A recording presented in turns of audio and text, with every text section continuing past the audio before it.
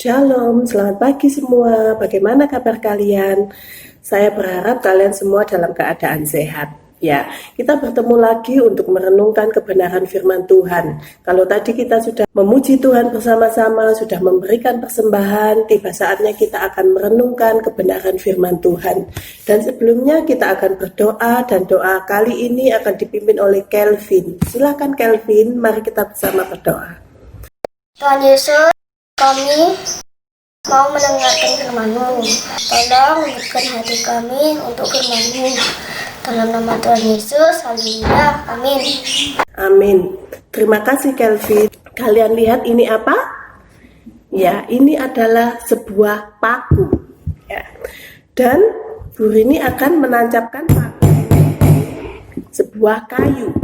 Nah, setelah dicabut, apa yang terjadi dengan kayu ini?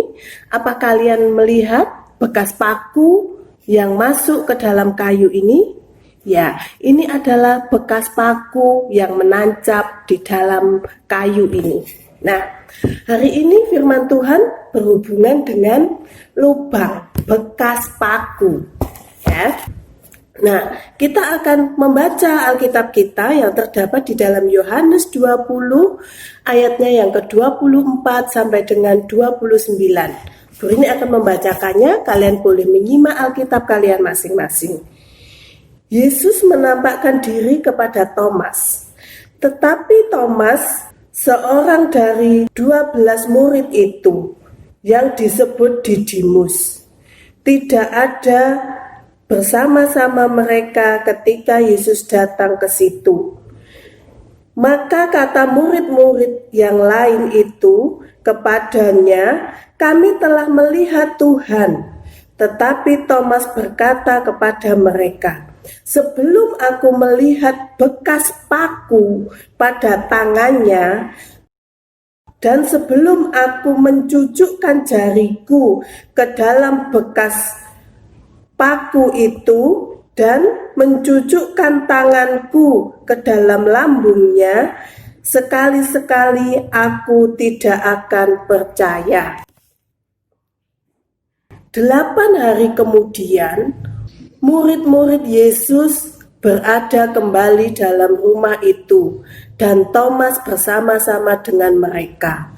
Sementara pintu-pintu terkunci, Yesus datang dan ia berdiri di tengah-tengah mereka dan berkata, "Damai sejahtera bagimu." Kemudian ia berkata kepada Thomas, "Taruhlah jarimu di sini dan lihatlah tanganku. Ulurkanlah tanganmu dan cucukkan di dalam lambungku, dan jangan engkau tidak percaya lagi, melainkan percayalah." Thomas menjawab dia, "Ya Tuhan dan Allahku." Kata Yesus kepadanya, "Karena engkau telah melihat aku, maka engkau percaya. Berbahagialah mereka yang tidak melihat namun percaya." Nah, dalam cerita yang sebelumnya dikatakan bahwa Tuhan Yesus telah mati, disalib, kemudian dikuburkan, dan kemudian bangkit menemui para muridnya. Nah, apakah murid-murid merasa senang? Ya, pasti murid-murid merasa senang karena mereka sudah melihat bahwa Tuhan Yesus sudah bangkit dari kematian. Nah, sedangkan Thomas yang tidak melihat Tuhan Yesus pada waktu itu, dia tidak percaya kalau Tuhan Yesus sudah bangkit. Nah, kemudian Thomas berkata kalau dia belum melihat lubang paku yang ada di tangan Tuhan Yesus, dia tidak akan percaya. Nah, apakah Tuhan Yesus ada di situ waktu Thomas mengatakan hal itu? Tidak. Tetapi Tuhan Yesus tahu apa yang ada di dalam hati Thomas. Nah, Tuhan Yesus juga tahu apa yang ada di dalam hati kita masing-masing. Nah, kemudian 8 hari kemudian, ya, ketika mereka semua berada di dalam rumah dan rumah itu terkunci, maka Tuhan Yesus menampakkan diri. Ya, ini gambarnya. Tuhan Yesus menampakkan diri kepada mereka semua, terutama juga kepada Thomas, ya, agar Thomas melihat lubang paku yang ada di tangan Yesus dan juga lambungnya yang sudah terkoyak.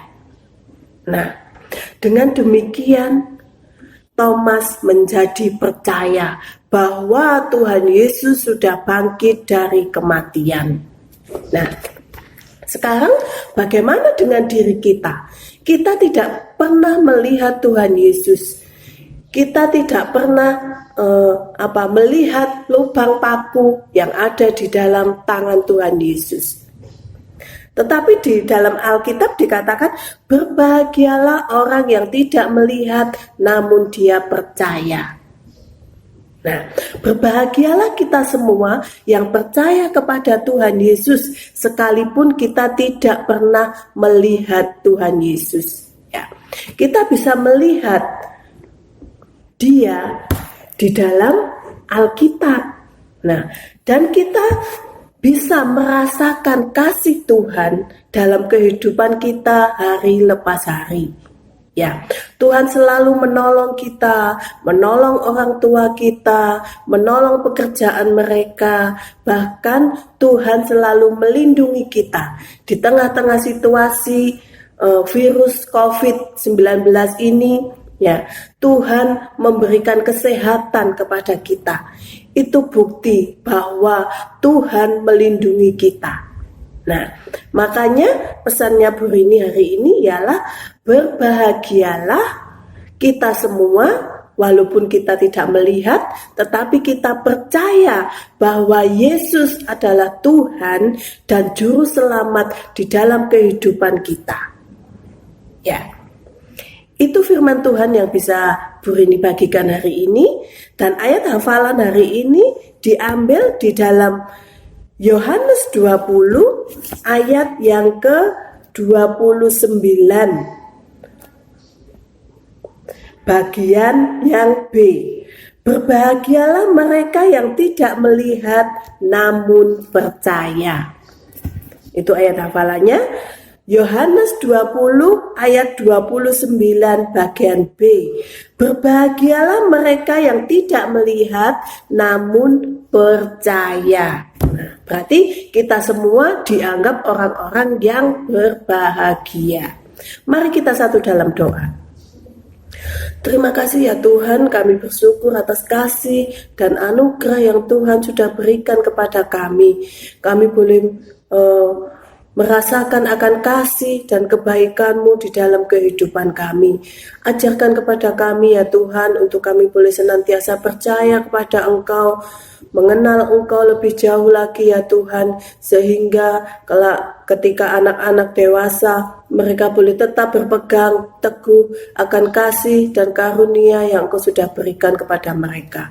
Terpujilah nama-Mu Tuhan, kami menyerahkan setiap kami masing-masing ke dalam tangan kuasa-Mu. Kami menyerahkan Nathan, kami menyerahkan David, kami menyerahkan Kevin, Kenzi, dan juga Stanley. Biarlah Tuhan memberikan hikmat, kepandaian kepada mereka, untuk mereka boleh menjalani sekolah mereka, walaupun juga secara online. Tuhan memberikan kepandaian kepada mereka ya Tuhan. Terima kasih Tuhan, hanya di dalam nama Tuhan Yesus kami sudah berdoa. Haleluya, amin. Terima kasih semuanya, selamat pagi, Tuhan Yesus memberkati.